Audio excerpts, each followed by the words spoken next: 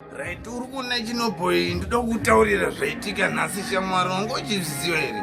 Chiko chaitika Chipoko. Iwe ndotaura kuti kunonzi ukupiko uku kunonzi hameno uku ndotaura kuti usaiti usasi unoto uku pane kwadyiwa kamwana shamwari.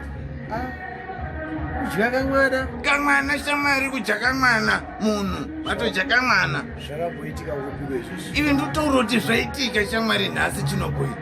Ai, zvaitikira ku akachidyireko mwana. Iwe ndotaura kuti mwana adyiwa chinobhoyi kupedziwa wese kana kusara kana mbijana mwana wese zoti ini ndatosvika atoperawo mwana iye. Akari mwana wani kweye mwana weiwe wakutaura iye mwana adyiwa uyu ndotaura kuti ndewembewa chinobhoyi shamwari.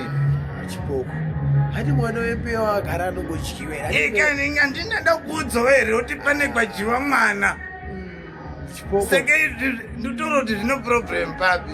Aiwa hazvina problem. Chipoko chatomato simo videos tiripo paYouTube, unongoenda pakanzi Chipoko chatomato anditi wosubscribe. Tiripo Chinoboy Entertainment.